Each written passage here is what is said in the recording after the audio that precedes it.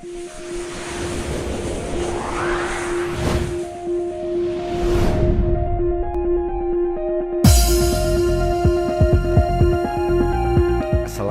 warahmatullahi wabarakatuh. Waalaikumsalam. Selamat sore Grossever, Gross TV, garis miring majalah Gross Digital atau MGD kembali mengudara. Kemarin kita sempat berbincang dengan Mas Bambang Oyong, kemudian disusul dengan Bang Eki Ridwan atau Uda Eki.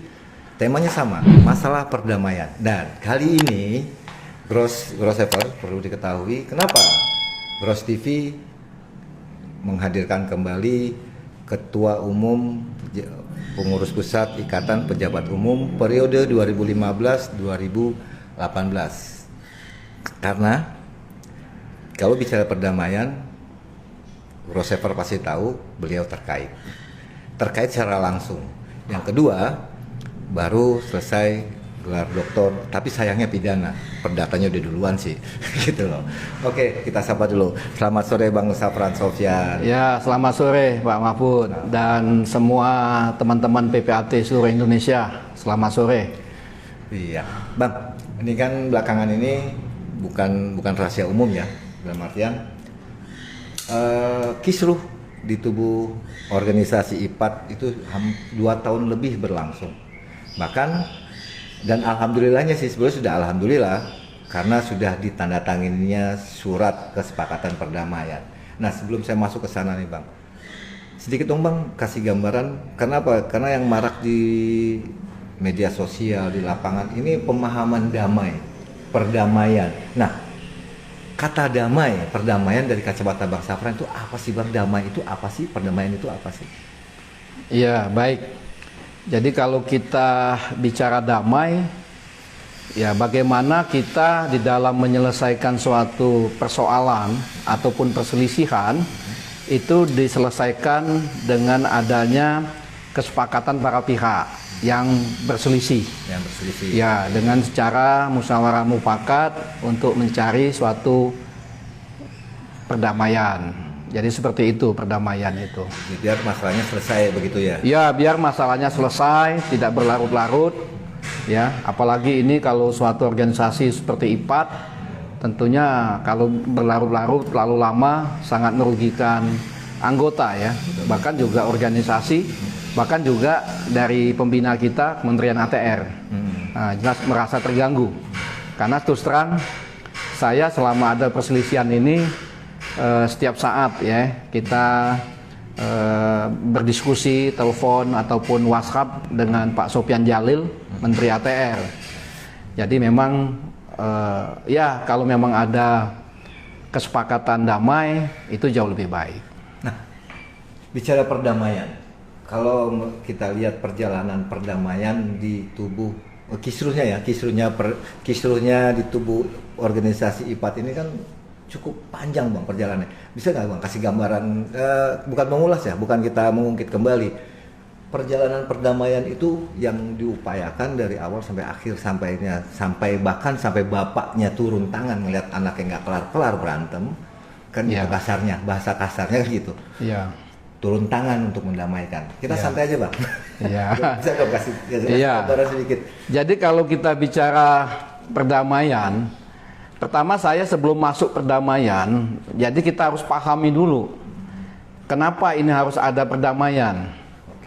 Karena Kongres ke-7 2018 di Makassar itu sudah selesai, di mana Presidium pada waktu itu memutus Ketua Umum terpilih, yang mana saat ini tergugat 10, itu sebagai Ketua Umum terpilih. Nah, jelas di sana melanggar anggaran dasar, khususnya pasal 14 huruf B. Seharusnya kan kalau di dalam pasal 14 huruf A itu ada istilahnya musyawarah mufakat.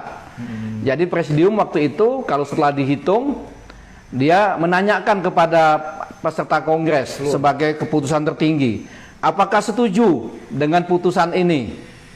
Karena ada di dalam pasal 14 huruf A itu musyawarah mufakat. Kalau setuju, gedok selesai. Walaupun satu putaran? Walaupun satu putaran. Itu pasal 14 huruf A. Nah, tapi pada waktu itu tidak ditawarkan kepada anggota, Main ketok aja. main ketok aja. Nah, apalagi di dalam perhitungan itu belum mayoritas, belum 50% lebih. Artinya ini melanggar pasal 14 huruf B. Nah, itulah yang menimbulkan pada waktu itu interupsi. Ya, interupsi. Betul. Tapi pada waktu itu presidium tetap bergeming untuk tetap melantik. Ya.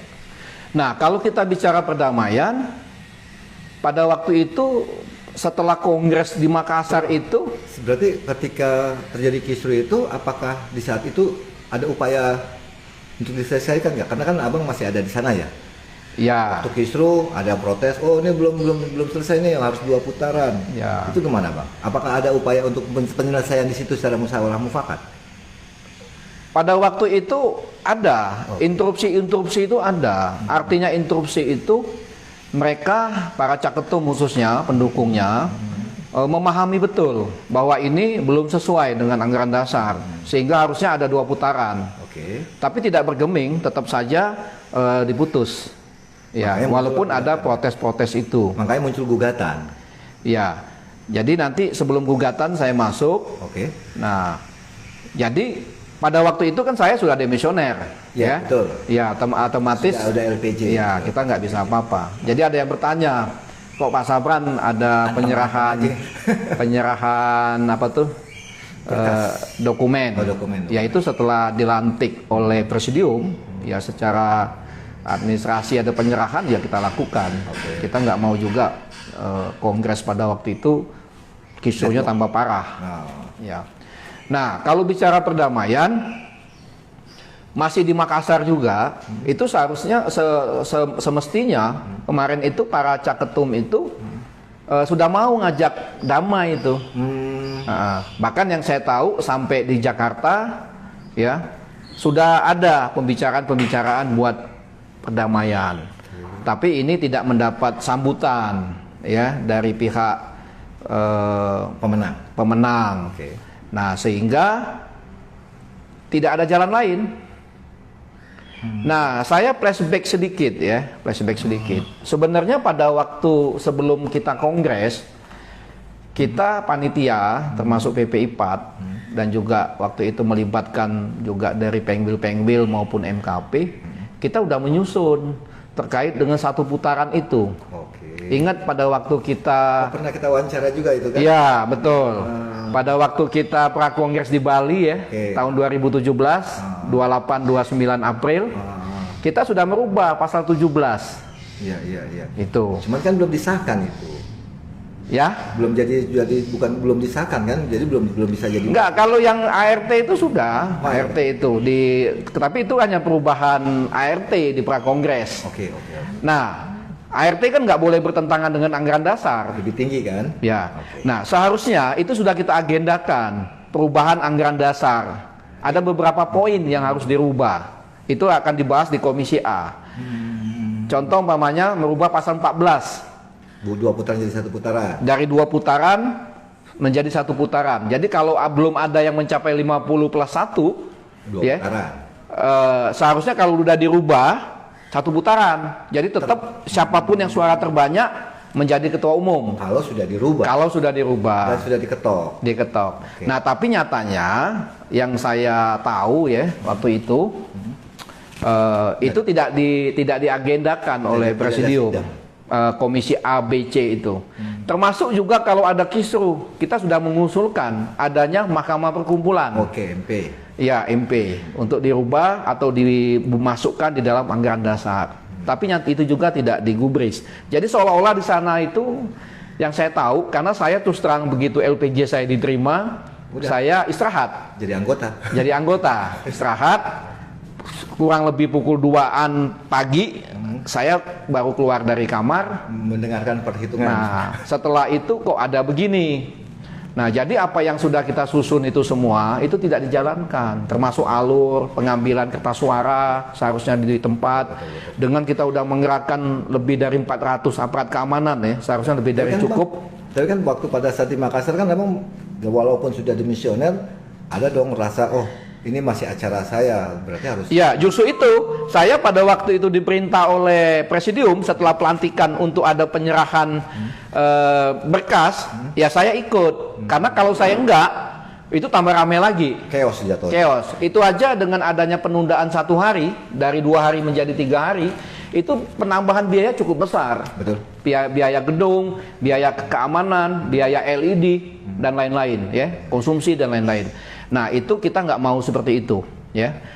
Jadi itulah yang kita harus sama-sama sadari bahwa ini sudah terjadi suatu kelalaian lah. Saya anggap, saya nggak mau menuduh siapa yang salah, bahwa ini ada pelanggaran anggaran dasar. Nah, seharusnya kalau kita mulai dari awal ada perdamaian, ya, itu bisa selesai. Tapi nyatanya tidak ditanggapi, dan juga wadah untuk mencapai perdamaian itu di organisasi tidak ada. Nah, satu-satunya jalan yang melalui gugatan Pengadilan. ya. Nah, di pengadilan pun itu sudah kita lakukan. Jadi hakim itu dasarnya untuk melakukan perdamaian itu dia berdasarkan Perma 1 tahun 2016. Hakim itu. Jadi dia sebelum memulai sidang perdata itu diadakan mediasi perdamaian. Jadi mediator lagi ya. Iya. Kebetulan saya selaku tergugat 1, saya ikut berdamai. Ya udahlah kita. Ini kan kita udah sadar, udah tahu ini ada pelanggaran. Nah, saya ikut berdamai. Saya kan selaku tergugat 1. Berapa orang sih Bang yang digugat? Aku lupa ingat 14 atau berapa orang? Ya kurang lebih 14. 14-an ya? Iya. Yang digugat. Saya bayangkan tergugat 1 langsung dimuat di medsos, di Google, ya, hampir semua media itu masuk. Nah, orang kan nggak tahu tergugat apa pikirnya kan, tergugat 1 kan, wah seru banget. Nah, tapi saya dengan legowo udahlah kita berdamai. Nah, itu tidak terjadi dilakukan oleh pihaknya tergugat. Tidak terjadi atau apa nih? Maksudnya kan Abang ikut Perdamaian. tapi kan Abang ikut tanda tangan. Iya, saya maksud saya ikut berdamai. Oke. Saya tanda tangan di dalam di mediasi. Siapa aja yang tanda tangan Bang? Yang tanda tangan perdamaian di pengadilan negeri itu? Itu banyak, tapi saya lupa. Oh gitu. Yang 14 itu? Iya, ada banyak, ada beberapa yang tanda tangan. Tapi yang paling intinya adalah dari tergugat 10 GP, ya nggak tanda tangan. Dia kan dulu tergugat ya? Ya, tergugat 10. Oh, tergugat 10. Nggak tanda tangan. Termasuk beberapa pengwil yang tergugat, contoh pengwil Jabar, Jawa Timur, siapa lagi itu nggak tanda tangan. Nah, makanya pada waktu itu tidak terjadi perdamaian. Jadi seperti itu. Dan hakim itu berdasarkan HIR itu hukum acaranya perdata ya. Itu sebelum memulai sidang itu menawarkan perdamaian. Pasti. Jadi selalu. Sebab hakim perdata itu dia bersifat pasif. Ya, dia nggak bisa melebihi apa yang diajukan petitum ya dari penggugat, dan dia sudah langsung menawarkan perdamaian, tidak hanya di mediasi saja. Pantes ya. Nah, ini tidak terjadi juga. Pantes ya, jadi pantes ya, aku potong, pantes ya kalau sidang itu selalu diawali mau damai enggak? Harus. Penutupan kapan mau damai? Iya, itu memang menjadi tugas dari hakim perdata seperti itu. Dan itu sesuai dengan Perma berarti dong? Sesuai Perma 1 tahun 2016. Karena dia sebagai mediator. Iya, dia selaku mediator juga. Tapi sayangnya nggak tercapai. Nggak tercapai, sampai terjadi putusan tidak tercapai, bahkan juga adanya banding, ya. Jadi dari pihak tergugat banding. Nah, banding juga diajukan itu perdamaian, tapi tidak tercapai juga sampai ada putusan banding.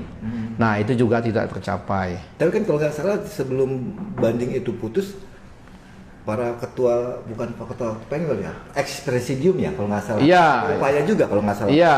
Jadi waktu itu ada yang saya dengar yang diprakasai oleh Dr. Bambang Oyong, ya, memprakasai ada tim 6 untuk melakukan perdamaian, ya. Jadi dia bagaimana tim 6 ini berkoordinasi lah dengan para pihak. Tapi ya. kan itu kasusnya sudah berjalan hampir 2 tahun berarti dong? Ya. Tapi itu juga tidak membuahkan hasil. Oke. Nah, sementara pada waktu itu putusan PT sudah keluar, Memperkuat malah. memperkuat putusan PN. ya. Malah pihak tergugat melakukan kasasi. Nah itu. Nah juga ada upaya saya lihat lagi dari beberapa pengwil ya. Yang saya lihat itu pengwil DKI, Banten, Jawa Barat, Papua yang saya lihat ya. Nah itu juga dia berupaya untuk melakukan perdamaian ya. Tapi itu juga belum direspon. Nah akhirnya saya dengar juga itu dari tetap tadi yang dipimpin oleh Dr. Bambang Oyong itu mencoba berkoordinasi dengan Kementerian ATR. Kan Menteri ATR itu kan selaku pembina PPAT. Iya. Apalagi PPAT ini untuk diketahui teman-teman ya, IPAT ini sudah diakui satu-satunya organisasi PPAT. Ya. Makanya di sini Pak Menteri maupun jajarannya sangat berkepentingan terhadap IPAT ini yang damai, IPAT yang baik, yang bagus. Karena apa? Karena di pembinaan, pengawasan ya, termasuk juga untuk segala kegiatan, termasuk ujian ya, kode etik, itu hanya melibatkan IPAT. Jadi BPN, Kementerian ATR hanya melibatkan IPAT, tidak melibatkan pihak-pihak lain. Tapi kan, aku potong, tapi kan selama ini kasus ini berlangsung, apakah dilibatkan? Nah itulah yang jadi masalah. Akibatnya kan sayang. Jadi IPAT itu tidak berfungsi. Ya, selama yang ini masalah ini. Nah, akibatnya juga banyak dari kegiatan-kegiatan termasuk juga kepentingan anggota tidak terlindungi. Nah, makanya inilah BPN juga termasuk Pak Sofyan Jalil, saya tahu persis ya, dia sebenarnya sangat kecewa.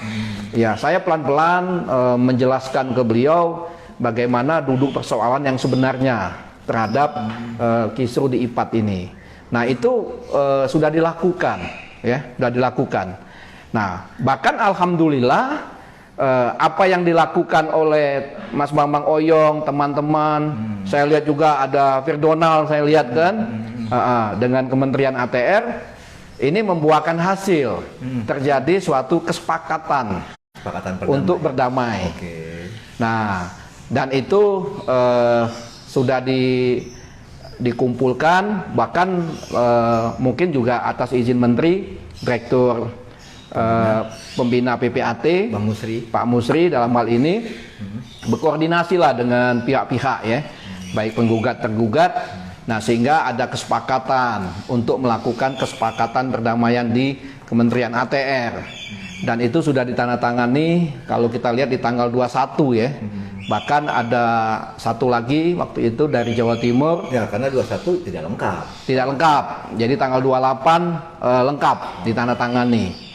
Nah, jadi ada beberapa poin di sana yang saya lihat. Pertama adalah mencabut kasasi, intinya. Laporan. Ya, yang kedua itu terkait dengan pembubaran IPAT, ya. Maksudnya bukan IPAT, PP IPAT yang dipimpin JP ini. Masa IPAT dibubarin, Bang? Capek-capek ngebentuk dibubarin. Ya. Abang yang bikin besar, ya. apa namanya? Besar. Jadi seperti itu. Nah, termasuk juga ada perintah pengwil-pengwil melaksanakan KLB. Ya. Nah, ini kalau para pihak ini melakukan pelanggaran wan prestasi, maka di sana dituliskan pidana. Ya. Nah ini saya kira kesepakatan perdamaian ini merupakan undang-undang bagi para pihak yang membuatnya itu. Berarti bisa di atas anggaran dasar anggaran rumah tangga? Iya dong, bagi para pihak yang membuatnya iya, karena dia kekuatannya sama dengan undang-undang. Itu loh, mengikat. Nah itu. Tapi apakah itu, taruh nih, ada yang ganjal nih Bang, ganjal dalam artian di anggota, mungkin di medsos juga Abang pernah dengar, ya yang menandatangani kan para pihak, penggugat dan tergugat.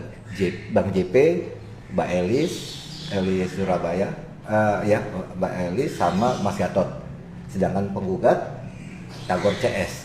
Lah itu kan, apakah itu mewakili anggota? Kalau ada pertanyaan di medsos kan gitu. Ya. Yang berdamai kan mereka, yang bersengketa kan mereka, bukan kami orang. Itu gimana tanggapan Abang sebagai Ketua Umum periode 2015-2018 melihatnya? Ya. Jadi sebelum saya menjawab itu, yang kita pertanyakan itu, apa sih yang digugat oleh mereka itu? Kan yang digugat oleh mereka itu adalah salah satu ya, atau ada beberapa keputusan dari Kongres ke-7 di Makassar, yang mana ada hal yang melanggar anggaran dasar. 2 putaran harusnya. Ya, putaran. itu. Oke. Bahkan ini sudah dikuatkan oleh PN dan PT. Nah, pertanyaan saya, kalau yang terkait dengan pelanggaran anggaran dasar, apakah itu tidak melibatkan atau tidak berdampak langsung atau tidak mengatasnamakan seluruh anggota IPAT? Karena yang dilanggar itu adalah anggaran dasar. Oh, secara tidak langsung harusnya dong. Harusnya, karena dia mewakili kepentingan dari IPAT, anggaran dasar Se-Indonesia. se-Indonesia. Sama ibaratnya begini, ada orang yang menghina lambang burung Garuda Indonesia. Nah, terus yang menghina itu dilaporkanlah ke ke Polri, ya, atas penghinaan itu.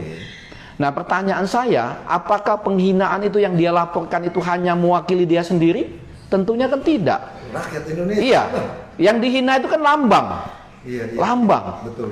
Nah, sama dengan ini. Jadi yang dilanggar itu adalah anggaran dasar.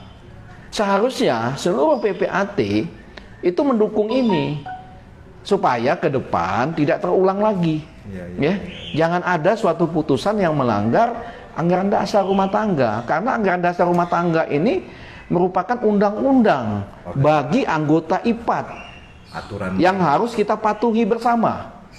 Tanpa ada kecuali. Oke. Nah, makanya terkait dengan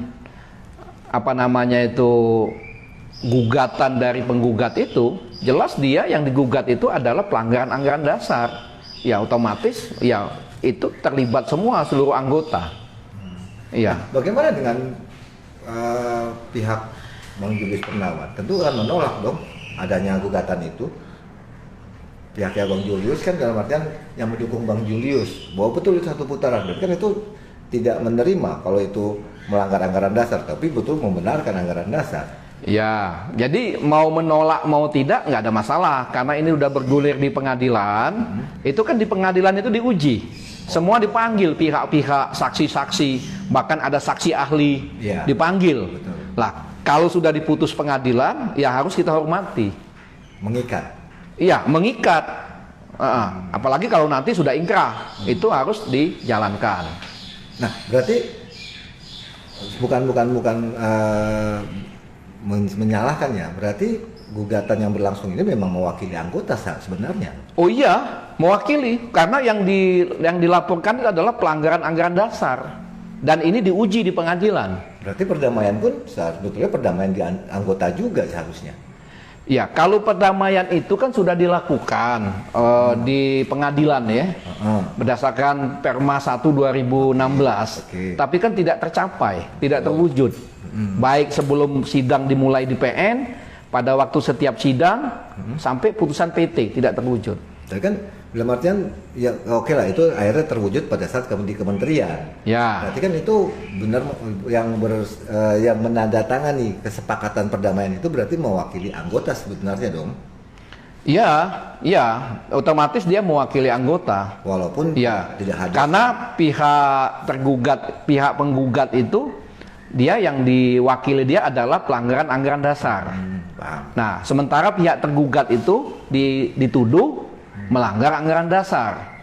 Nah, kalau ada pihak yang melakukan perdamaian, ya, katakanlah perdamaian di luar pengadilan ataupun kesepakatan, apalagi yang menginisiasi itu adalah Kementerian ATR yang selaku pembina atau bapaknya dari PPAT, wajar dong kalau ada perkelahian antara anak ya didamaikan oleh bapaknya. Seperti itu.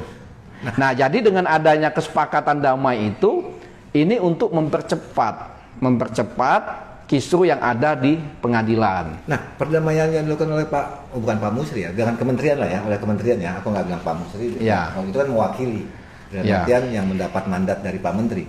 Nah, apakah itu sejalan atau bertentangan dengan Perma 1? Kalau yang di awal kan Abang bilang, hakim di PN berusaha mendamaikan, bahkan setiap sidang, akhir sidang, menanyakan kapan mau damai, bisa nggak damai kan gitu. Itu sesuai dengan Perma 1 2016. Nah, yang dilakukan oleh kementerian itu apakah bertentangan atau sesuai dengan Perma, Bang? Tidak, yang dilakukan oleh di Kementerian ATR itu tidak bertentangan dengan Perma dan juga tidak ada kaitan langsung secara formil. Jadi ibaratnya bagaimana seorang bapak dilihat anak-anaknya lagi kisruh, didamaikan. Nah, sementara dengan didamaikan ini mempercepat nantinya proses yang di pengadilan ini. Itu, jadi dia mempercepat proses di pengadilan ini. Jadi nggak perlu kan udah beberapa kali dilakukan perdamaian di pengadilan, tapi kan tidak ada tercapai nih. Nah, apalagi posisi sekarang tergugat 10 ini sedang terjepit. Ya, karena apa? Karena dia di PNPT udah kalah. Ya, sudah itu di laporan LP di Polda sudah ditetapkan tersangka.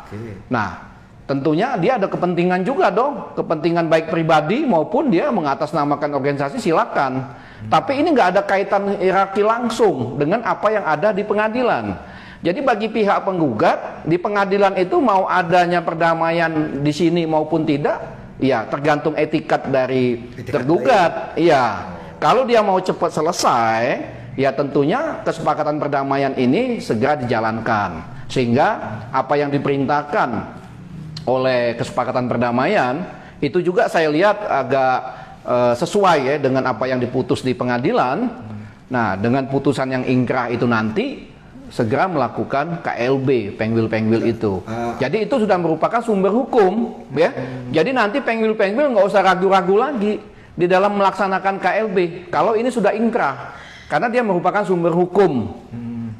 Tapi itu. Gitu Bang, maksud saya gini, berarti kementerian itu sebagai mediator dong dalam perdamaian ini. Nah, sedangkan yang jadi pertanyaan teman-teman ini kan kalau jadi mediator perdamaian dalam hukum perdata itu kan ada aturannya, yaitu di Perma. Apakah kementerian itu juga harus memenuhi aturan ini atau bagaimana? Karena kan di situ kalau tidak salah di pasal 1 itu kan termaktub di Perma itu mempunyai sertifikasi sebagai mediator. Nah, ya. itu kemana Bang tanggapannya Bang? Iya, saya tadi katakan, jadi kesepakatan perdamaian di Kementerian ATR itu tidak ada kaitan secara formil langsung dengan yang ada gugatan di pengadilan. Jadi gugatan di pengadilan ini ya mau tidak ada, mau ada ya kesepakatan perdamaian itu sepanjang dia tidak dicabut ya jalan terus. Kalau dicabut selesai. Nah, jadi kesepakatan di kantor pertanahan ini di Kementerian ATR ini adalah yang mempercepat. Apalagi sekarang ini CGP sudah ditetapkan sebagai tersangka di Polda. Nah, inilah mempercepat sehingga dengan adanya kesepakatan perdamaian ini ya sudah kasasi dicabut, ingkrah berarti. Sudah itu laporan di LP, cabut. Di Polda cabut, SP3. Blokir cabut. Blokir dicabut. Kan aman, damai. Iya. Nah, sementara dari penggwil-penggwil silakan melaksanakan KLB berdasarkan putusan pengadilan. Bukan berdasarkan kesepakatan perdamaian, tapi berdasarkan putusan pengadilan yang ingkrah. Oh gitu. Yang merupakan sumber hukum. Nah, sumber hukum formil. Ada yang menarik, aku agak keluar nih. Ya. Kalau bicara KLB nanti itu KLB ada sendiri nanti. Ya. Kalau tidak salah di PN itu ada istilah batal demi hukum. Nah, ya. Kalau tadi abang kan sempat bilang informasinya Bang Julius Pernawan sudah membubarkan pengurus pusat Ikatan Pejabat Buat Akta Tanah. Bubar dong, PP. Berarti PP sudah tidak ada sekarang. Ya, artinya membubarkan sendiri. Dibubarkan. Ya, secara sukarela. Karena kan kesepakatan perdamaian tadi. Iya.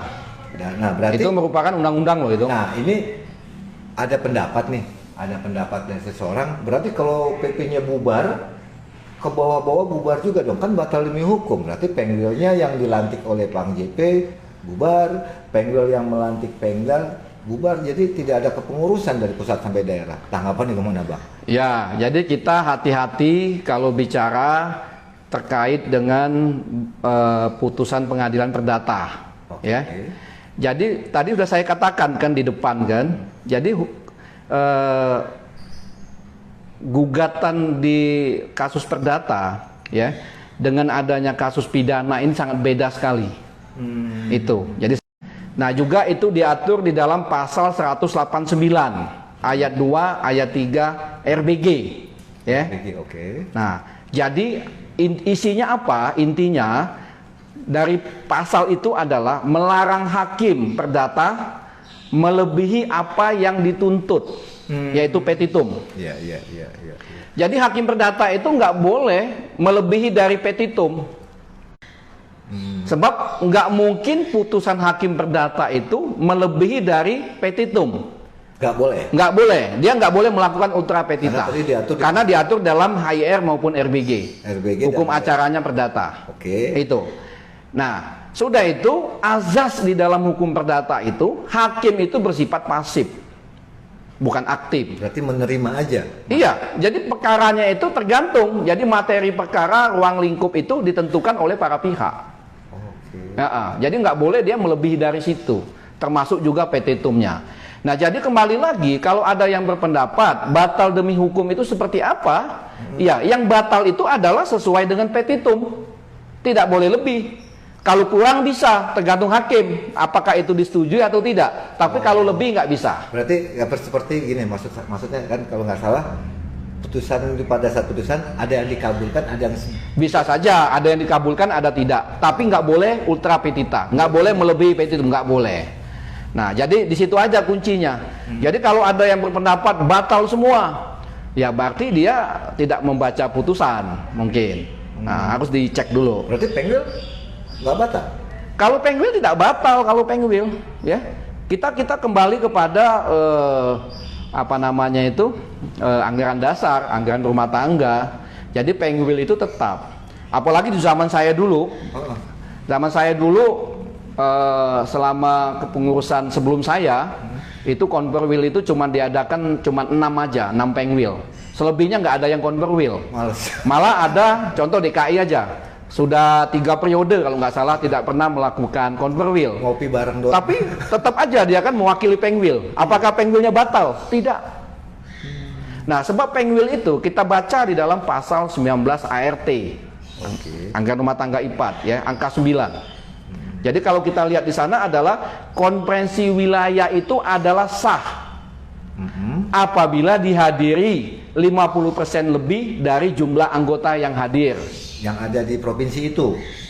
Iya, 50%. Berarti kan kalau Pengwil kan bicara provinsi kan? Ya, kalau dia belum mencukupi 50+1 kan ditunda 1 jam. Iya. Dianggap cukup. Berarti dia sah. Jadi sahnya Pengwil itu berdasarkan konferensi wilayah. Bukan karena kongres? Tidak karena IPAT, tidak karena PP, tidak. Tapi karena di konferensi wilayah. Seperti itu. Termasuk Pengda juga seperti itu berarti? Sama, Pengda juga sama. Turunannya berarti sama, berarti iya. Walaupun ada istilah batal demi hukum, yang dibatalkan kan hasil kongres, tuntutan. Jadi sesuai dengan petitum. Sesuai putus apa yang digugat kan gitu? Iya, petitum yang digugat, berarti itu saja.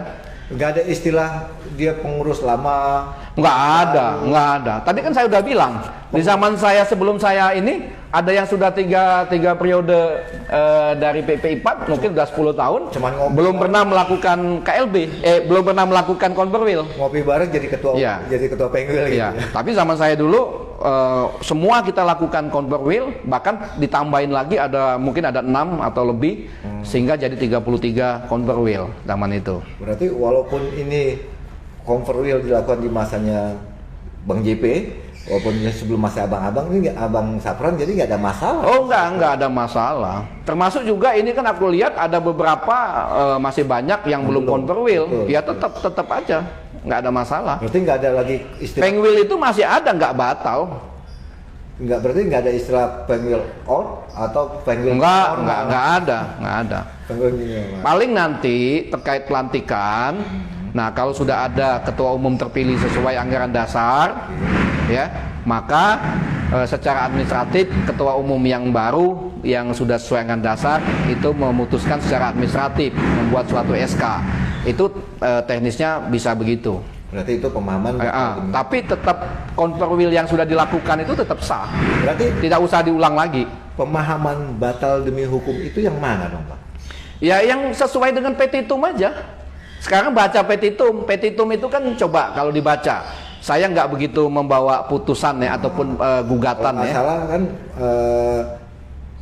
membatalkan Yang satu membatalkan hasil. Ya, membataskan adalah hasil dari ketua umum terpilih, karena termasuk juga pelantikannya itu dibatalkan, termasuk juga MKP karena belum dilantik. Memerintahkan para ketua Penwil, karena situ kan tidak disebut ketua Penwil yang mana, kan sempat jadi ya juga. Betul. Memerintahkan para ketua Penwil segera melaksanakan kongres luar biasa. Ya, tuh. Jadi seperti itu aja, sesuai dengan petitum. Bukan keseluruhan, tidak. Berarti nggak jauh beda dengan yang ada di poin 11 dong.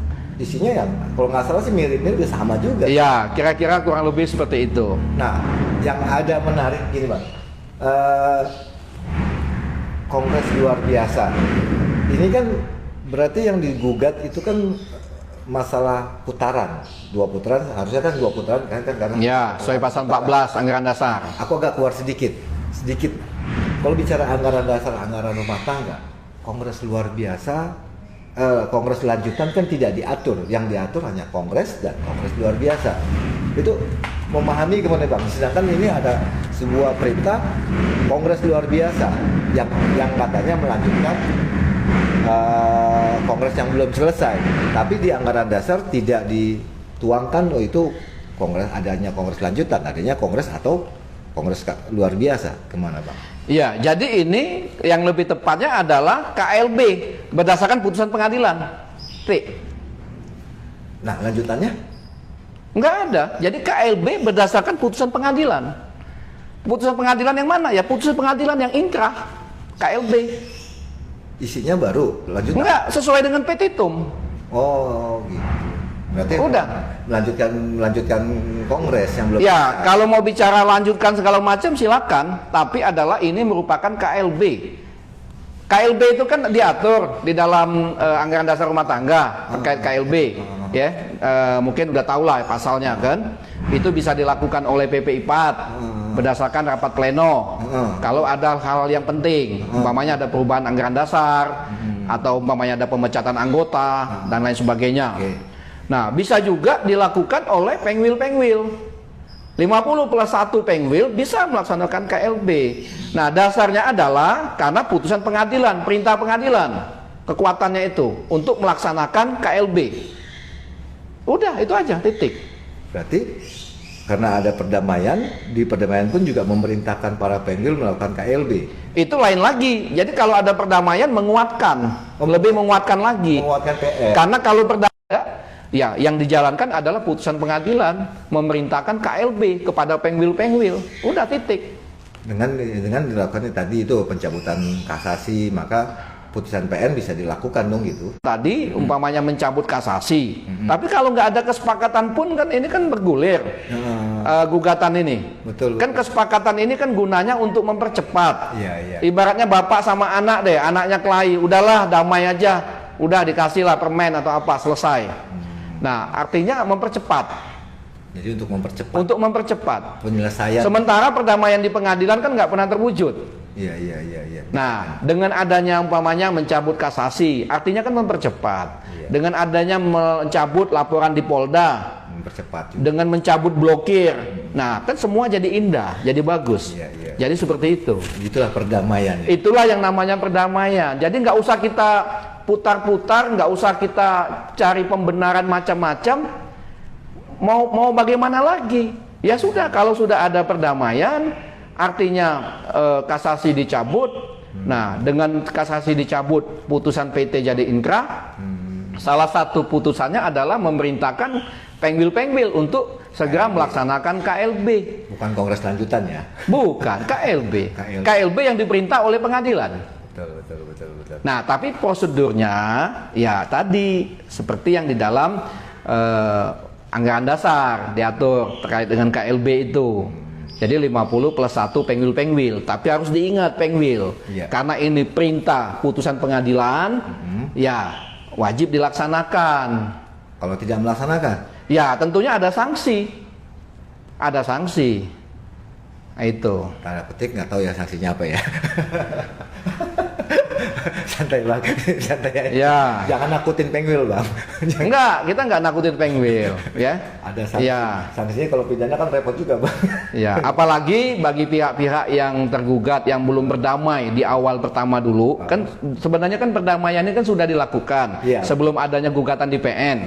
Nah, yang belum berdamai sekarang ini kan udah berdamai, melakukan kesepakatan. Yang 3 terakhir. Bahkan ada ancaman juga saya lihat bagi pihak yang wan prestasi pidana. Nah, itu juga harus hati-hati.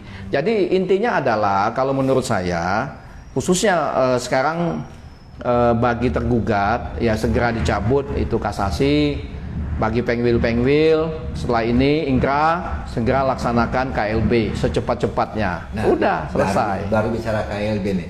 Nah, di saat tanggal 28 itu akhirnya kesepakatan penilaian perdamaian. Nah, pada saat ini kan menyerahkan ke Pengwil. Nah, itu sekarang ini apa yang harus dilakukan oleh Pengwil nih, setelah menerima kembali dokumen dari tergugat 10? Ya, jadi Pengwil ya acuannya nanti untuk pelaksanaannya dia berdasarkan anggaran dasar rumah tangga saja. Itu aja jadi acuan Pengwil. Nah, berarti kepengurusan PP kan kosong nih bang. Iya. Berarti kan para Pengwil harus menunjuk, kan nggak mungkin tidak boleh tidak berjalan organisasi. Iya. Berarti bentuknya kolektif kolegial bukan itu? Oh tidak, jadi nanti itu kan untuk melaksanakan KLB itu kan kalau PP kosong sekarang itu bisa dilaksanakan oleh Pengwil dan itu diatur di dalam apa namanya anggaran dasar itu ada udah diatur. Iya. Jadi nggak usah kita khawatir.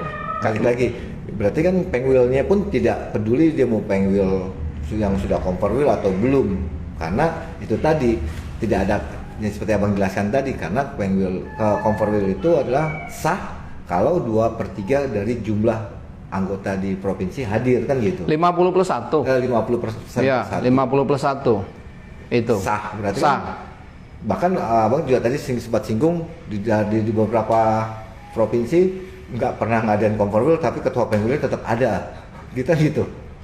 Iya, betul. Kan gitu. Betul. Cuman ngopi-ngopi jadi ketua Pengwil, kan gitu. Iya, jadi Nah, kalau berdasarkan anggaran dasar Komperwil, Komperda, ya aku sedikit keluarga garis ya. iya. Itu wajib nggak sih bang sebenarnya sampai ke waktu masanya abang itu kok sampai keliling mau ayo kita Komperwil, ini flashback aja sedikit. Wajib nggak sih sebenarnya Komperwil itu menurut kacamata abang sebagai ketua? Iya, seharusnya begini. Itu kan sudah diatur di dalam anggaran dasar rumah tangga. Jadi paling lambat 6 bulan setelah ketua umum terpilih dilantik itu melaksanakan Komperwil. Jadi kita harapkan karena kan masa waktu ketua umum IPAD ini kan sebentar 3 tahun. Iya, betul. Jadi diharapkan dalam waktu setahun ke kepengurusan PP IPAD sudah melaksanakan rakernas pertama. Itu. Jadi di rakernas pertama itu seharusnya seluruh Pengwil sudah melaksanakan Komperwil. Yeah. Kalau saya kemarin itu dengan kesadaran, nggak usah kita dorong-dorong, mereka dengan berlomba-lomba melaksanakan Komperwil. Ya, padahal ingat zaman saya dulu adalah kabut asap. Ya. Iya, saya waktu itu kalau mau terbang terutama ke daerah Sumatera, Palembang, Lampung itu setengah mati. Tapi kita tetap semua kita datengin sampai ke Pekanbaru, sampai ke Kalimantan Tengah, Sambil kabut asap. Berarti sambil konsolidasi berarti kan ke sana. Semua kita laksanakan. Alhamdulillah tempo hari dari 26 Komperwil semua ditambah lagi yang baru menjadi 33. Nah itu seharusnya memang kepemimpinan itu ya harus ada kepercayaan dulu, trust dari anggota. Kalau kita di awal sudah kisruh, ya, nah ini kan tidak ada trust, nah sehingga akan menghambat semua. Tapi alhamdulillah lah, walaupun terlambat sudah legowo ya. Sekarang GP termasuk pihak tergugat sudah mengakui lah, sudah ada kesepakatan damai. Nah, saya kira kesepakatan ini hal yang sangat baik ya. Harus kita dukung semua. Jadi jangan diplesetkan lagi, jangan dibelokkan lagi. Udahlah, ini udah ada kesepakatan perdamaian. Sebab perdamaian berdasarkan Perma 1 2016 itu udah nggak tercapai kan.